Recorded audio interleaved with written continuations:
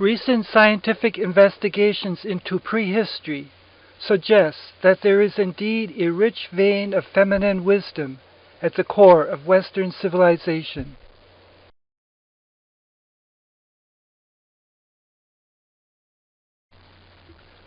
This century has witnessed a literal unearthing of an ancient great goddess and her mythologies. Thousands of images of this divine feminine, relics of these societies that revered her, and rediscovered sacred sites where she was worshipped, bear witness to a history that has lain buried for millennia.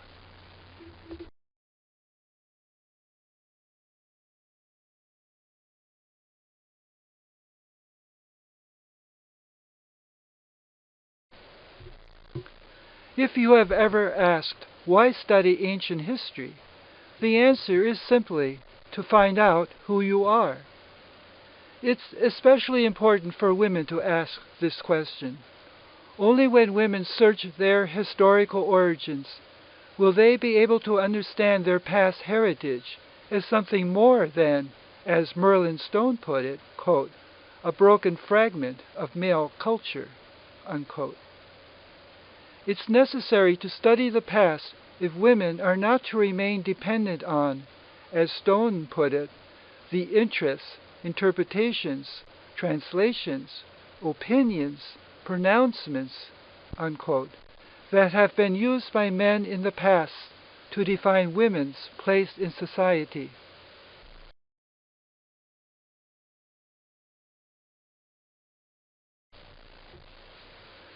Many people are of the opinion that civilization began with the arrival of the Greeks on the world stage. The truth is that complex societies had flourished at least 25 centuries before the time of the Greeks.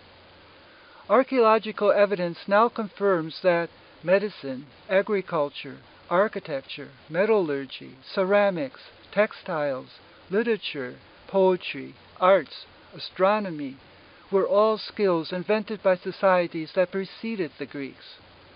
More important, the earliest of these societies worshipped not a male god, but a female goddess. We are not talking about a mythical Atlantean culture, but real people who left behind real bones and burial artifacts as evidence of their physical and cultural presence.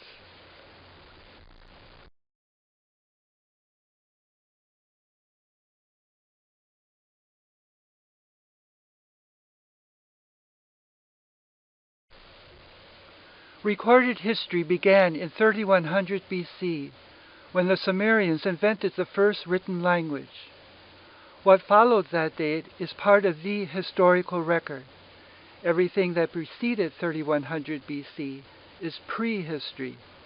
Nothing is known before that date from written records except what is referred to in the writings of later authors. The prehistorical record includes all of women's unwritten history, from 30,000 to about 5500 BC. Although there are no written records, archaeologists have been able to piece together a comprehensive knowledge of the prehistorical record that goes back as far as 33,000 BC.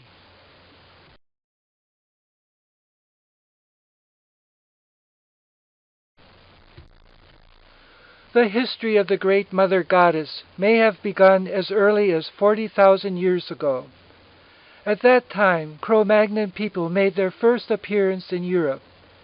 The Cro-Magnons were the first early people who look like we look today, with similar skulls, posture, and dexterity. During the time of Cro-Magnon's entry into Europe, slowly receding ice sheets covered the European continent. Beyond the leading edge of the glaciers, there lay vast stretches of tundra. The tundra was home to woolly mammoth and mammoth hunters. The mammoth hunters were not nomadic. They lived in small, settled communities.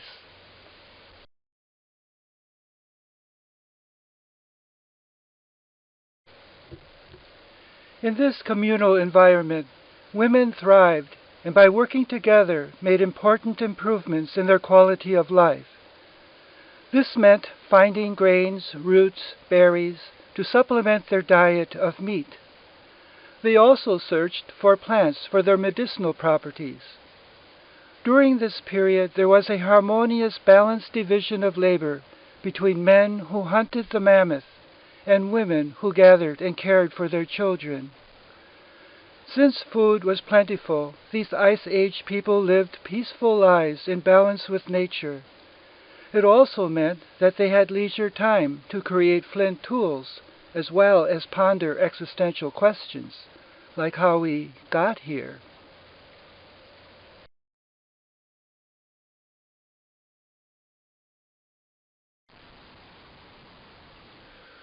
No less mysterious than the creation of the earth and everything on it was the woman's ability to give birth to a baby. The male role in conception was not understood in Paleolithic times. Sex was not associated with pregnancy because there is a 9-month delay between the sex act and birth of a child.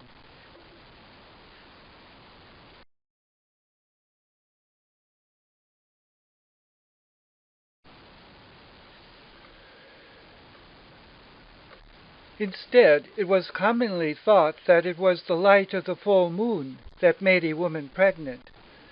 This seemed perfectly logical to the people at that time.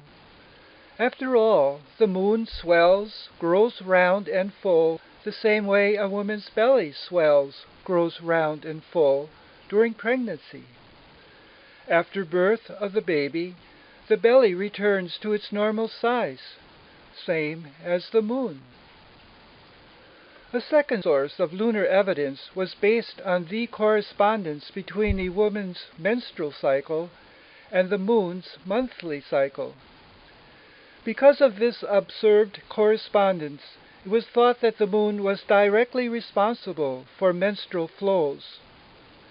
With two such obvious, easily observable similarities, it was believed for many thousands of years that the moon and women shared a mysterious bond.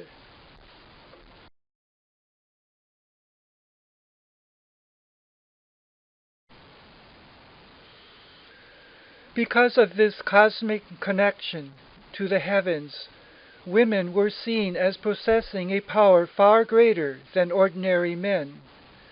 Women were also seen as the sole parent, and thus they held the key to the regeneration and survival of the clan.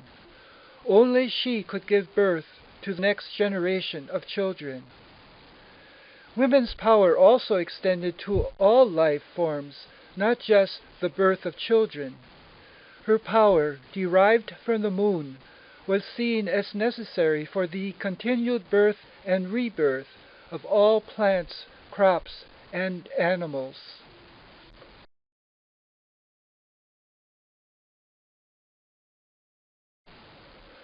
All these powers were eventually conferred on a single divine figure we call the Great Mother Goddess.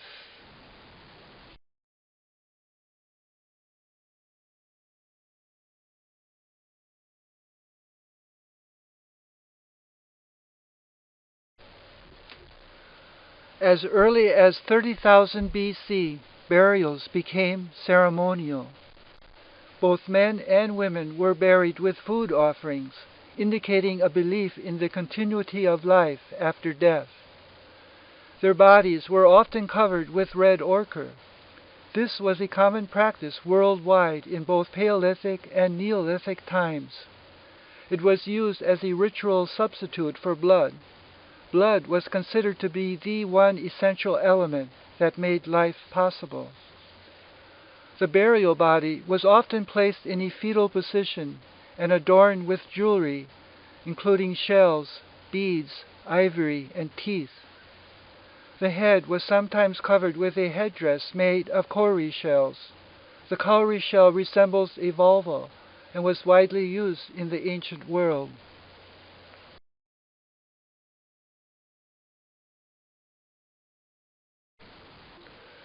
We know Paleolithic people thought about life and death because of the art forms they left behind as early as 30,000 BC. They consisted of small flat stones with vulva engravings. The vulva was not seen so much as a sex symbol, but rather as representing the doorway out of which the mystery of newborn life emerged. Because the whole process of birth was shrouded in mystery, the vulva engravings symbolized women's awesome power. Not only did that power seem miraculous, it was absolutely vital for the renewal of each generation of the tribe or clan. To understand the importance attached to these events, one only has to count the proliferation of thousands of vulva artifacts found throughout Europe, as well as the numerous vulva engraved on walls of caves during this time period.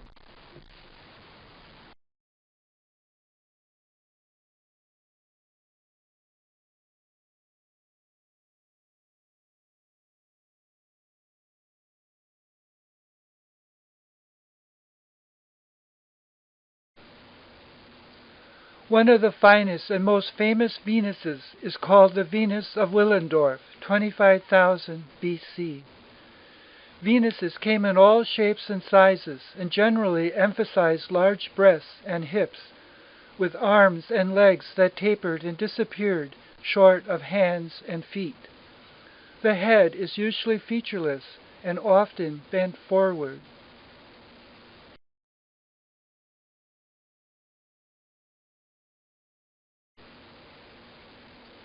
Art historian George Weber has suggested that Venuses, like the Venus of Willendorf, were not standing as usually depicted, but rather floating in water.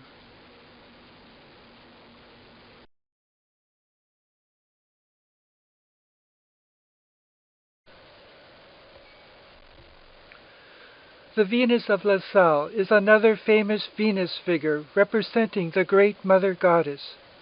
She was carved in rock at the opening of a cave in southern France, circa 19,000 BC. With her large breasts, stomach, and wide hips, this Paleolithic Madonna is of a type resembling thousands of figurines found in excavations from Spain to Siberia.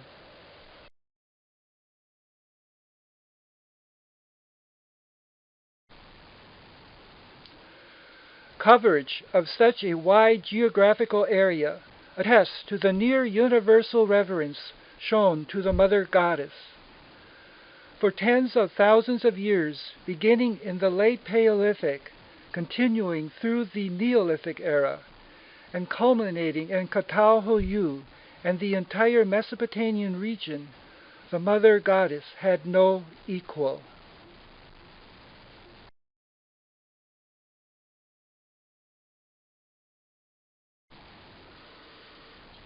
Although given many names, it was always the Great Mother Goddess who was worshipped.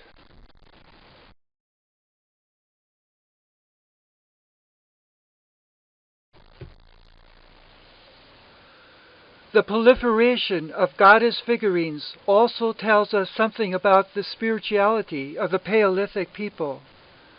The concept of a Great Mother Goddess, as depicted by Paleolithic artists, probably had its roots in ancestor worship.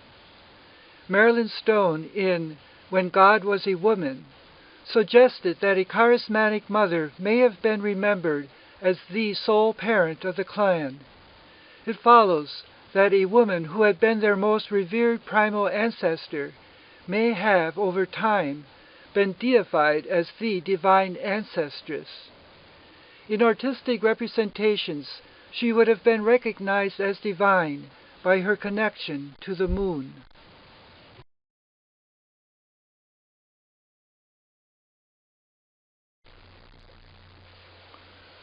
For example, in the Venus of La Salle sculpture, the woman is holding up a bison horn. The shape of the horn symbolized her cosmic connection to the crescent moon. The horn also may have symbolized the vulva, representing women's unique power.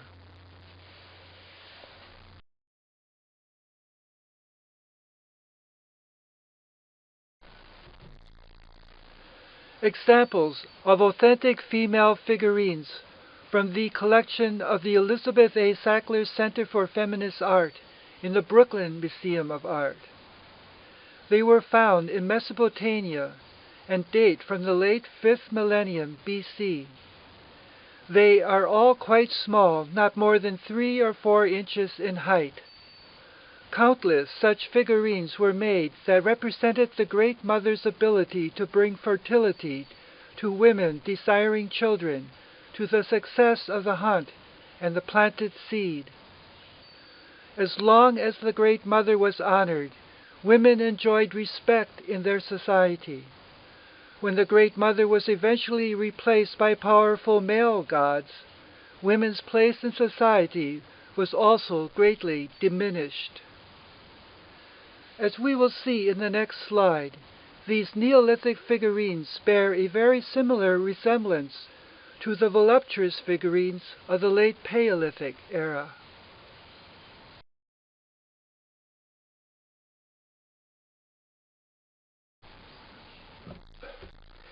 Here we see a comparison of the La Salle Venus on the left, circa 19,000 BC, with the Mesopotamian goddess figurines on the right. Both examples display the same stylistic features, although 15,000 years separates the left from the right.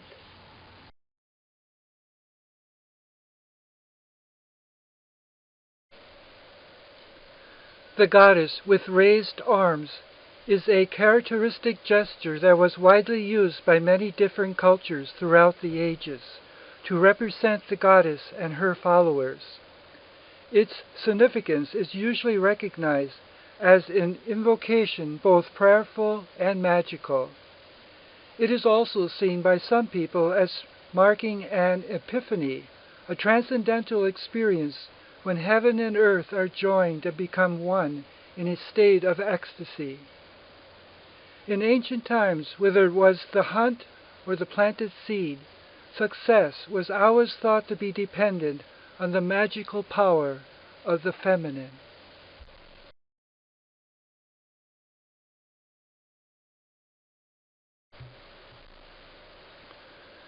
This is an earthen burial mound depicting the belly of the Great Mother. This illustrates strikingly the belief that the womb is also the tomb, that in death all things return to the belly of the Great Mother. In other words, it was believed in death we return through the same doorway that we entered the world.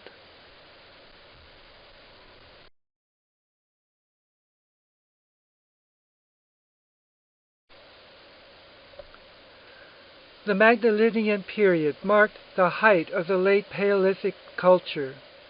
No finer expression of this achievement can be found than the cave paintings at Lascaux.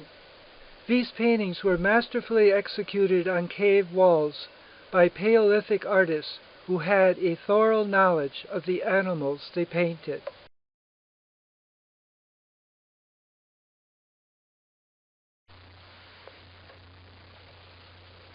Their art was a glorification of a hunting culture that was already quickly disappearing.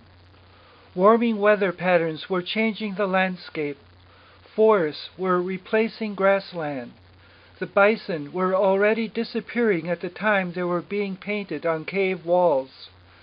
The animals that the Paleolithic hunters had been hunting in Europe for thousands of years were moving north into Siberia, where the climate was still cold.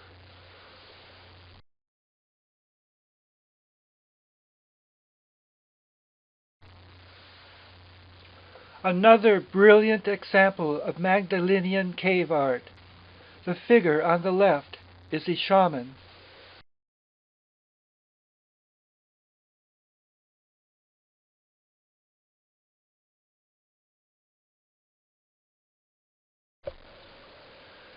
There is a break in the prehistorical record after the close of the Magdalenian period. Cadyville is the earliest evidence we have of a major Neolithic settlement built after the late Paleolithic era. The oldest levels of the Cadyville mound in Turkey were constructed around 6500 BC. However, we know from the wide assortment of plant species that were grown for food that the original agricultural inhabitants must have been living in the area at least 1,000 years earlier.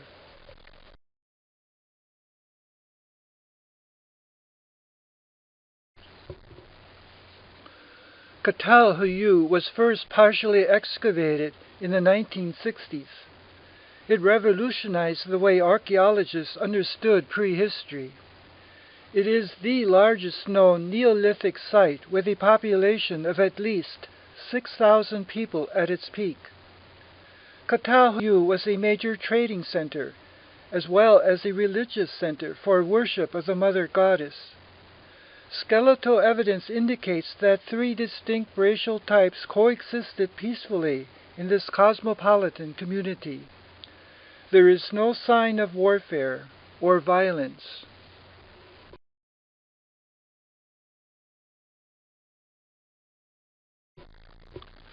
The development of agriculture and domestication of animals led to sedentary villages in the Neolithic era. Generally speaking, sedentary settlements or villages led to consolidation of women's power. This in turn allowed women to function as a cohesive group. Cadyville is the preeminent example of such a Neolithic society. The people of Cadyville lived comfortably with each room containing a shrine, hearth, and granary. They practiced the domestication of animals such as sheep, goats, cattle, and dogs. This ensured a plentiful supply of milk, cheese, wool, and meat. They also perfected the methods of agriculture, so that grain was in such abundant supply, surpluses were used to feed cattle. They grew a wide variety of other plants, many of which were not native to their area. They also were the first to create a new industry by learning how to shear sheep and create woolen textiles.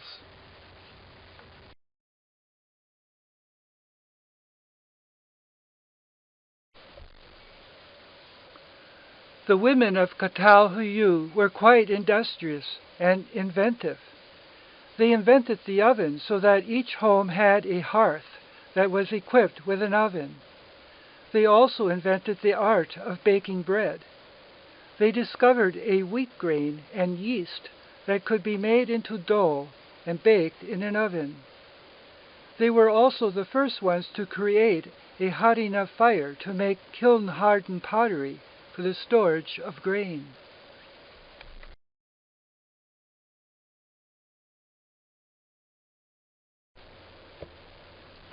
Advanced fire techniques also led to another important breakthrough, the smelting of lead and copper. Unlike men who later turned such discoveries into military uses, women saw how useful such metals could be for fashioning beads and jewelry.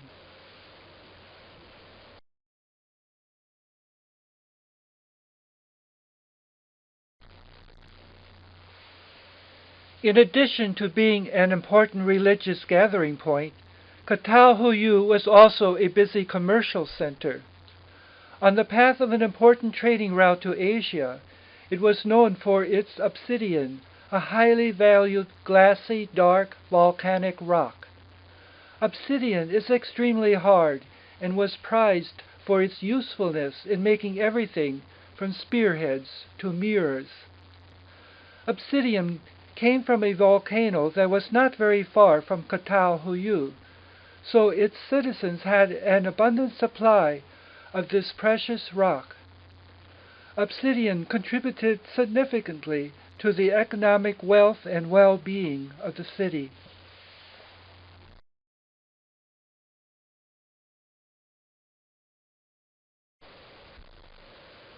A definite continuity seems to exist between Paleolithic art and the first examples of Neolithic art. The first murals that Cadyville artists produced at the lowest levels of the city look very much like the art left behind by the Magdalenian cave artists several thousands of years earlier.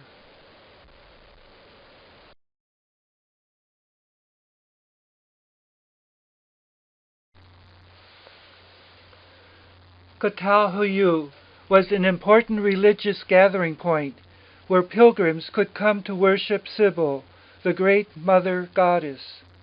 Worship of the goddess tended to be very conservative. A statue of Cybele found in Catalhoyuk resembles the same goddess statue created by Romans 4,000 years later.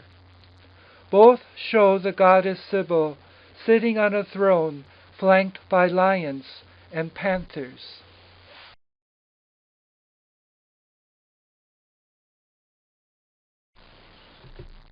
The inhabitants of Catalhoyuk created their own innovative Neolithic architecture. A group of homes were arranged wall to wall around a courtyard. There were no streets, no windows or doors. They entered their homes by descending a ladder through an opening in the roof. Walking from roof to roof was the only way one could visit one's neighbors. It is not known how or why Catalhoyuk came to an end. There is no sign of fire or destruction. Catalhoyuk was built and rebuilt 9 different times in the 2,000 years of its existence. The lowest levels continued the Paleolithic tradition of mural painting as found in the Lascaux caves. Later levels show these same walls whitewashed and turned into temple rooms for the mother goddess. They were decorated with large images of the mother goddess giving birth. As we can see from this layout, just about every home had a shrine room.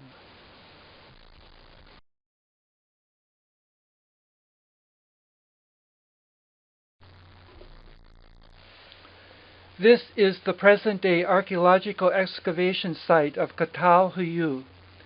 Excavation of Catalhoyuk first began in the 1960s by James Millard. He found so many female figurines and other evidence of a female-based religion that he became convinced that he had unearthed a matriarchal society. This may be the reason the Turkish government shut down his dig after several years. Today his son is continuing the work, and he is saying that the evidence indicates a less polarized and more equally gendered society. Today digs like this are conducted on a far more sophisticated level than in the past. Rather than just one archaeologist directing the work, there are many scientists studying different sources of information, including paleontologists, archaeologists, zoologists, anthropologists, botanists, and even climatologists. This interdisciplinary approach is yielding a much more comprehensive understanding of our prehistory.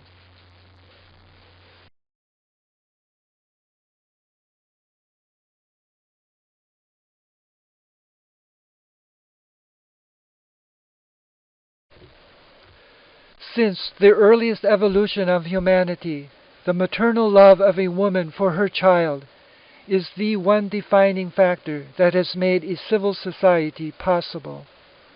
While early men developed mechanical skills required for the hunt, women in their communal, matrifocal environment developed social skills of compassion and love. In the mother-child relationship, mothers had the opportunity to practice consideration for others, self-sacrifice, cooperation, altruism. As a result, Paleolithic, Neolithic women possessed a surprisingly early understanding of what it meant to be humane.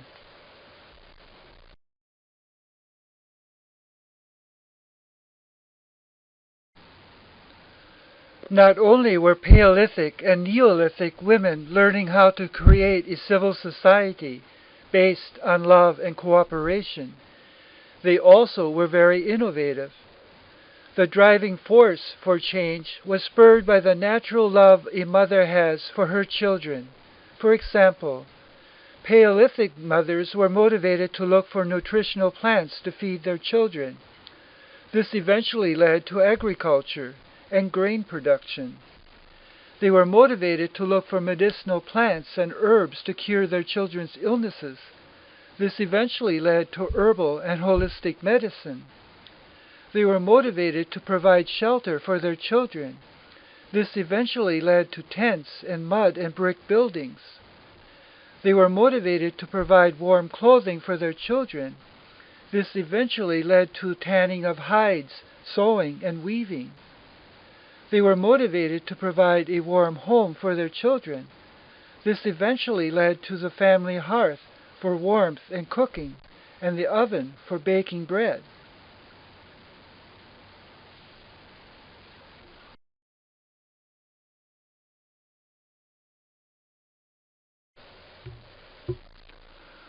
From what can be learned from Cadyville, patriarchy and matriarchy can result in two very different styles of governance. William Thompson, commenting on prehistorical forms of matriarchy and historical forms of patriarchy, observed, quote, "Patriarchy establishes law, matriarchy established custom. Patriarchy established military power. Matriarchy established religious authority. Where patriarchy encourages the cult of the warrior, matriarchy encouraged the tradition-bound cohesion of the collective," unquote. In other words, in a woman-oriented collective, civilian order is maintained not by masculine institutions such as a military, police, or political power, but by custom and by feminine cultural authority.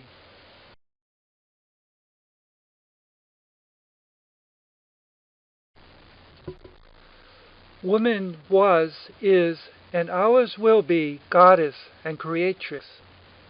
Feminists who argue that goddess worship historically preceded the notion of God as Father are certainly correct.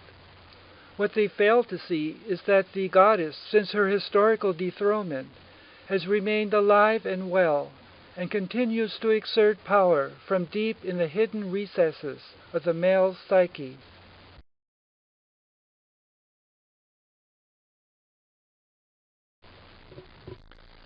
As our source, the goddess is both historically and psychologically primary. She has been an inevitable symbol of divinity since the beginning of time, and remains a sacred presence in the timeless dimension of every psyche.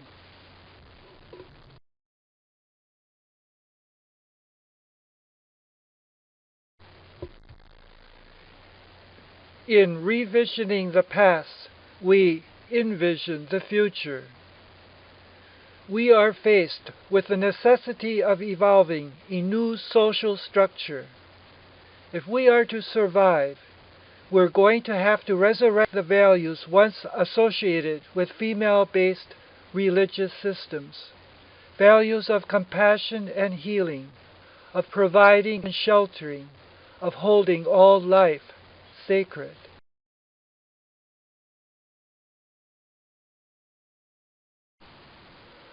Awaken, my beloved. I have not abandoned you. I remember the rose petals you placed on my stone altars.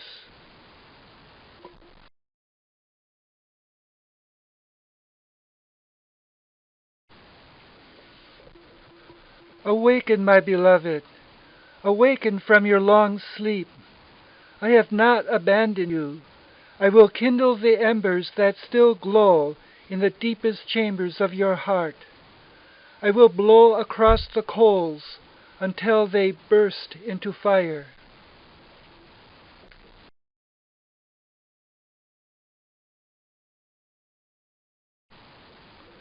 Awaken, my beloved.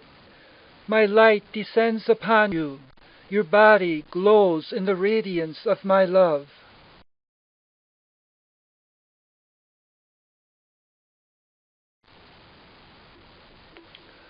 Come, arise. Remember how you once danced in the sacred circles under a rising moon. The old ways are still alive and beckon me. Come then, lift your body of heavy sorrows. Come, rise.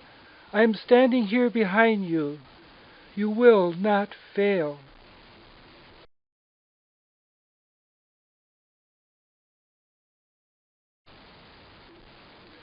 Come, lift your arms in jubilation. I will meet your joy with joy. Your life will turn with each turn of the fiery wheel.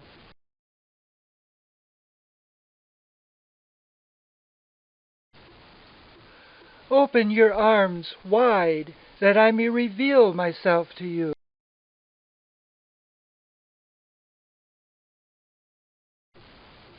Raise the tambourine in exaltation.